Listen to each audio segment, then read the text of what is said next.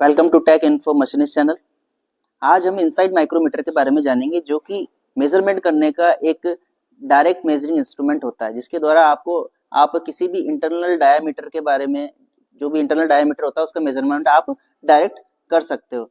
तो आज के लेक्चर में हम इस 3 पिन इनसाइड माइक्रोमीटर के बारे में सारी डिटेल कि ये क्या होता है, इसका लीस्ट काउंट कैसे निकालते हैं, इसके द्वारा मेजरमेंट कैसे किया जाता है और ये क्या क्या हमें बताता है। तो हमारे पास है 3 पॉइंट इंटरनल माइक्रोस्कोप। ये पूरा एक सेटअप है। ये है हमारा माइक्रोमीटर। इस माइक्रोमीटर में 2 सेट हमको दे रखे हैं। तो ये जो पहला 3 पिन माइक्रोमीटर है, इसकी जो रेंज है वो 12 से 16 mm दी हुई है। मतलब कि ये जो है 12 से 16 mm की आईडी का मेजरमेंट कर सकता है। दूसरा जो सेट दे रखा है वो हमें दे रखा है 16 से 20 mm आईडी का। मतलब कि ये 16 से 20 mm आईडी तक का मेजरमेंट कर सकता है। इसके अब हम पार्ट्स के बारे में जान लेते हैं। इसमें एक होता है मेजरिंग पार्ट और एक होता है अपना थिम्बल वाला पार्ट। तो ये जो बीच वाला हिस्सा है, ये अपनी एक्सटेंशन रॉड, जिसे हम जरूरत के हिसाब से कम ज्यादा कर सकते हैं। अगर हमारा जॉब जो है वो लंबा है, सिलेंड्रिकल जॉब है, ज्यादा डेप्थ में है, तो हम इस एक्सटेंशन रॉड की सहायता से इसमें ऐड करके इसकी लेंथ बढ़ा सकते हैं। इसका जो ये वाला हिस्सा होता है, जिस पर अपना कॉलर फिट किया रहता है, इस हिस्से को, ये हिस्सा जिसपे, ये जो कॉलर वाला हिस्सा है, इस पे 3 पिन स्प्रिंग लोडेड सिलिंड्रिकल एनविल्स लगे हुए होते हैं। ये आप देख सकते हैं, ये 3 एनविल है। ये 3 पिन लोडेड सिलिंड्रिकल एनविल लगे हुए हैं। जब मैं इस थिम्बल वाले हिस्से को क्लॉकवाइज घुमाता हूँ, घुमाऊंगा, तो आप देख सकते हैं कि ये जो एनविल्स है ये बाहर की ओर आ रहे हैं। और जब मैं इसे एंटी क्लॉकवाइज घुमाता हूँ, तो ये जो 3 पिन एनविल्स हैं ये अंदर की ओर जा रहे हैं। क्लॉकवाइज घुमाने पे बाहर की ओर जाते हैं एनविल, और एंटी क्लॉकवाइज घुमाने पर अंदर की ओर जाते हैं। राइट हैंड साइड में ये वाला जो हिस्सा मुझे दे रखा है, इसमें कौन कौन से पार्ट्स हैं। इसमें सबसे पहले तो एक ये बैरल होती है। ये बैरल या स्लीव बोल सकते हैं आप इसे। इस बैरल या स्लीव पर मेन स्केल डिवीजन बने हुए होते हैं। इस बैरल या स्लीव पर मेन स्केल डिवीजन बने हुए होते हैं। ये रोटेटेबल जो पार्ट आपको दिख रहा है, ये है थिम्बल। इस थिम्बल पर, ये थिम्बल जो है इक्वली 100 पार्ट्स में डिवाइडेड है। आप देख सकते हैं इसमें जो मार्किंग की हुई है वो 0 से लेकर के 50 तक की हुई है, 45 और 50। और 50 पार्ट्स को इसने वापस से 2 पार्ट में डिवाइड किया हुआ है। कहने का मतलब ये है कि जो 0 से 5 आप अगर लेकर चलें, तो इसने 0 से 5 mm की जो रीडिंग है उसे इसने 10 पार्ट्स में डिवाइड किया हुआ है, मतलब जस्ट 2 गुने में। इसलिए मैं कह सकता हूं कि इसे, जो ये 50 पार्ट है, ये 100 पार्ट्स में वापस डिवाइड किए गए हैं।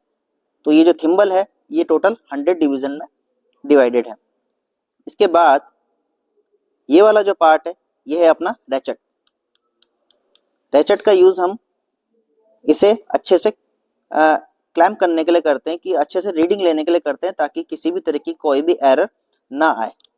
ठीक है, तो ये हमने इसके पार्ट्स के बारे में जाना।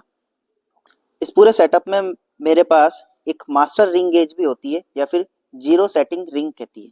एक जीरो सेटिंग रिंग होती है। इसका यूज किस लिए किया जाता है? इसका जो यूज होता है वो जीरो सेटिंग के लिए किया जाता है। मतलब कि जो ये माइक्रोमीटर है, इसमें किसी तरह की कोई एरर तो नहीं है, इसे चेक करने के लिए इस जीरो सेटिंग रिंग का यूज किया जाता है। अच्छा, ये जो माइक्रोमीटर है, इसमें जो 3 एनविल्स लगी हुई है वो क्या यूज में आती है? उसका यूज जॉब को सेल्फ सेंटर करने के लिए किया जाता है। फॉर एग्जाम्पल, अगर मुझे इस जॉब की आईडी अगर चेक करनी है, तो मैं ये माइक्रोमीटर 3 पिन माइक्रोमीटर काम में लूंगा, इसके अंदर इस तरह से इंसर्ट करूंगा और इसे इस तरीके से घुमाते हुए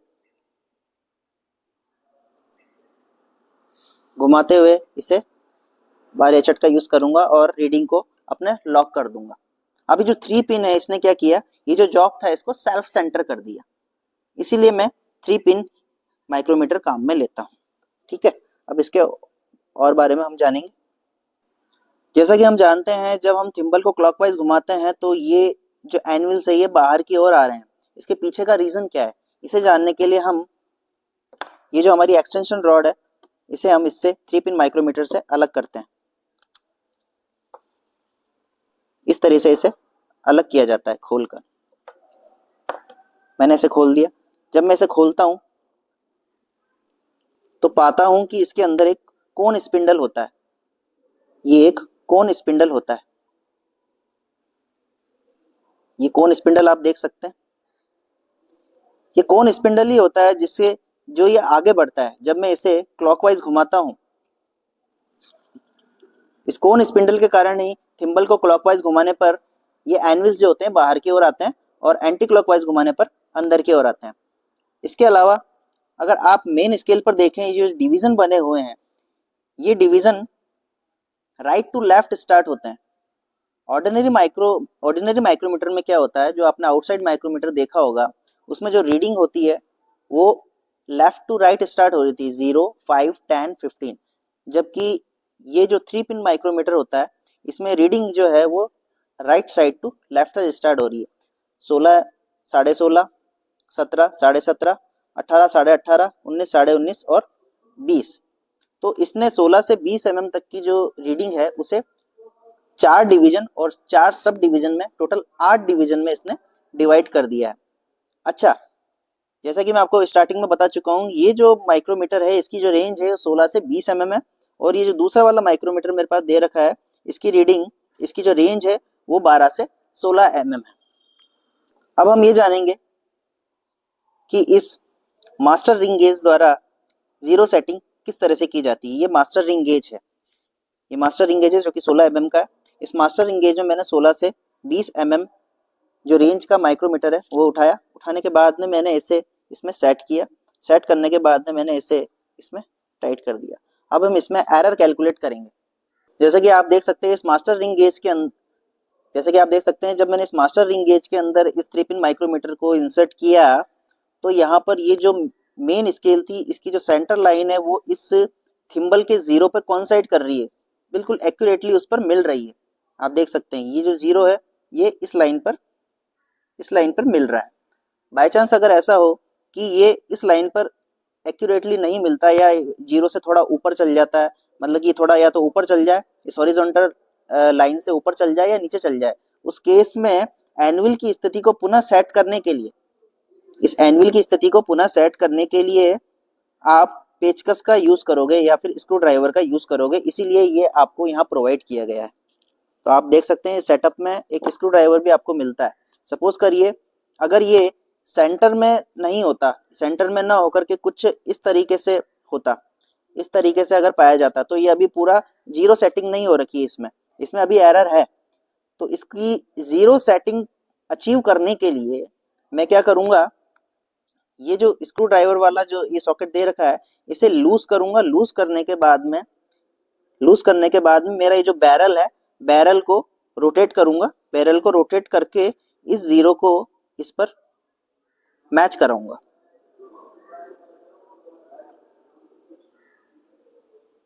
इस तरह से मैच कराऊंगा, तब ये जीरो सेटिंग मेरी अचीव हो जाएगी। अब मैं मेजरमेंट लेने के लिए इसका यूज कर सकता हूं। तो आपको मेजरमेंट करने से पहले इस बात का ध्यान रखना है कि आपको पहले इसकी जीरो सेटिंग चेक करनी है by using master gauge. Okay, अब हम इस 3 पॉइंट माइक्रोमीटर का लीस्ट काउंट कैलकुलेट करेंगे और इसके हर डिवीजन का मान जानेंगे। तो जैसा कि आप देख सकते हैं इस 3 पॉइंट माइक्रोमीटर में ये जो मेन स्केल है ये 12 से लेकर 16 तक है। ये 12 से लेकर के अपनी 16 तक आपको मेजरमेंट दिया हुआ है, जिसे इसने 4 डिवीजन और 4 सब डिवीजन में इसने डिवाइड कर रखा है। ठीक है, और ये जो अपना थिम्बल है, थिम्बल पे कितने डिवीजन है टोटल मिला के 100 डिवीजन है। थिम्बल पे हमारे कितने हैं टोटल 100 डिवीजन। अब मैं इसका लीस्ट काउंट कैलकुलेट करूंगा, थिम्बल का लीस्ट काउंट कैलकुलेट करूंगा। तो लीस्ट काउंट क्या होता है, लीस्ट काउंट वो वैल्यू है जिसका मेजरमेंट ये 3 पिन माइक्रोमीटर कर सकता है। वो लीस्ट वैल्यू, कम से कम, छोटी से छोटी वो मेजरमेंट है जो ये कैलकुलेट कर सकता है। लीस्ट काउंट फॉर्मूला क्या होता है इसका होता है pitch divided by number of division on thimble. Pitch क्या होती है? पिच का मीन्स है एक चक्कर में, थिम्बल के एक चक्कर में मेन स्केल पर लीनियरली चली गई दूरी, उसे हम पिच बोलते हैं। ठीक है, तो यहां पर पिच कितनी है इसे हम कैलकुलेट करते हैं। क्लोज कंडीशन में ये जो 0 है बिल्कुल इस पे मैच कर रहा है। अब मैं इस पे, ये देखिए 12 पे आके अभी रुका हुआ है, अब मैं इसे क्लॉकवाइज एक रोटेशन देता हूं, एक रोटेशन देता हूं। जब मैं एक रोटेशन दे रहा हूं तो मेरे एनविल्स जो है वो बाहर की ओर जा रहे हैं, आप देख सकते हैं। अब ये वापस 0 आ गया, तो मैं देखूंगा कि मेन स्केल पर ये कितना आगे बढ़ा है। मेन स्केल पे ये 0.5 mm आगे बढ़ चुका है। ठीक है, यहाँ देखिए, तो इसकी पिच कितनी हो जाएगी? 0.5 mm। और नंबर ऑफ डिवीजन कितने थे इसमें? 100। तो जब मैं इसे कैलकुलेट करूंगा तो कितना आएगा? 0.005 mm। That is called least count of 3 point micrometre. ठीक है, इसका यूज मैं अब रीडिंग कैलकुलेट करने के लिए करूंगा। तो मेरे पास आप देख सकते हैं ये एक जॉब है, इसमें थ्रू आउट होल किया हुआ है। एक तरफ की आईडी अलग है, एक तरफ की आईडी अलग है। ये दूसरा जॉब है, इसमें भी होल किया हुआ है जो कि थ्रू आउट होल है। यहाँ की आईडी अलग है, यहाँ की आईडी अलग है। तो अब हम इसे कैलकुलेट करके बताएंगे। तो सबसे पहले हम क्या करते हैं, इस 3 पिन माइक्रोमीटर का जो एनविल है उसे हम इंसर्ट कराते हैं और इसे क्लॉकवाइज घुमाते हुए एनविल बाहर की ओर आएंगे और इसे हम तब तक रोटेट करेंगे जब तक कि ये इक्वली इसे टच ना कर दे। टच करने के बाद में अब मैं इस रैचेट को घुमाते हुए इसमें और जो भी एरर है उसको रिमूव कर लूंगा। तो आप देख सकते हैं कि मेन स्केल पे ये 15 mm का जो डिवीजन है वो कंप्लीट कर चुका है। ये जो मेन डिवीजन है ये 15 mm का ये कंप्लीट कर चुका है। और जो थिम्बल का जो 25वां डिवीजन है, जो थिम्बल का 25वां डिवीजन है वो इस पे कोइंसाइड होते हुए हमें दिख रहा है। तो हम टोटल रीडिंग निकालेंगे। अब टोटल रीडिंग किस तरीके से निकालेंगे हम? Main scale reading plus thimble division into least count of thimble. तो मेन स्केल रीडिंग कितनी अभी है? ये मेन स्केल पे 15 mm अभी चल चुका है। ये मेन स्केल पे अभी 15 mm चल चुका है और इसकी जो सेंट्रल लाइन है मेन स्केल की उसमें 25वां जो डिवीजन है वो कोइंसाइड होते हुए हमें दिख रहा है। अब इसे हम यहाँ पर कैलकुलेट करेंगे। तो मेन स्केल रीडिंग कितनी हो जाएगी अपनी? 15। यहाँ का एक डिवीजन अपना 1 mm का था, 1 mm को इसमें 2 पार्ट्स में डिवाइड कर दिया सब डिवीजन में। तो एक जो डिवीजन है वो अपना 0.5 mm हो गया। अब क्योंकि ये 15 mm कन्वर्ट 15 mm बनने के लिए एक फुल डिवीजन को ट्रेवल कर चुका है, इसलिए यहाँ पे हम 15 लिखेंगे। ये 15 mm प्लस थिम्बल डिवीजन कौन सा है? 25। लीस्ट काउंट कितना है? 0.005। अब इसे मैं कैलकुलेट करूंगा, 15 प्लस 25 इंटू 0.005, ये मेरा आ गया 15.125 mm। इट मींस इसकी जो आईडी है इस जॉब की, ये जो बोर किया गया है इसकी जो आईडी है वो है मेरी 15.125। लीस्ट काउंट मतलब जो पॉइंट है, पॉइंट के कितने डिजिट तक ये जा रहा है? 1 2 3 डिजिट तक जा रहा है। इससे मैं ये भी पता लगा सकता हूँ, अगर मेरे पास डायरेक्ट ये रीडिंग मुझे दे रखी है तो इससे मैं पता लगा सकता हूँ कि ये जो रीडिंग है ये आपने 3 पॉइंट इनसाइड माइक्रोमीटर से ली हुई होगी, क्योंकि उसका जो लीस्ट काउंट होता है वो भी 0.005 mm होता है, मतलब पॉइंट के 3 डिजिट तक पाया जाता है। आई थिंक आप समझ गए होंगे कि रीडिंग किस तरीके से कैलकुलेट करते हैं। अब सपोज कीजिए जो जॉब जो है वो हमारा सिलेंड्रिकल है, उसकी जो लेंथ है वो बहुत ज्यादा है और मुझे उसकी सिलेंड्रिसिटी का मेजरमेंट करना है कि हर एक पॉइंट पे क्या उसकी जो आईडी है वो इक्वल है कि नहीं है। उस केस में मैं क्या करूंगा, मैं इस 3 पिन माइक्रोमीटर की लेंथ को बढ़ाऊंगा। इसे बढ़ाने के लिए सबसे पहले मैं ये जो कॉलर वाला पार्ट है जिसपे 3 पिन स्प्रिंग लोडेड पिन लगी हुई है उसे रिमूव करके ये जो एक्सटेंशन रॉड है इसके अंदर जो कॉनिकल आप स्पिंडल देख सकते हैं, इसे मैं इंसर्ट कराऊंगा। इंसर्ट करने के बाद में मैं इसे बंद कर दूंगा। बंद करने के बाद में ये वाला जो पार्ट है जिस पर मेरा एनविल लगा हुआ होता है इसे भी मैं इस तरीके से इसमें अटैच करूंगा। अटैच करने के बाद में ये जो स्पैनर होता है, इन स्पैनर की सहायता से मैं इसे टाइट कर लेता हूँ। स्पैनर की सहायता से मैं इसे टाइट कर लूंगा। ठीक है, इस तरह से आप देख सकते हैं कि इसकी जो होल लेंथ है, जो पूरी लंबाई है वो बढ़ चुकी है। इससे मैं अधिक लंबाई का, इतनी लंबाई का अगर मेरा सिलेंड्रिकल जॉब है तो मैं उसकी आईडी कैलकुलेट कर सकता हूँ।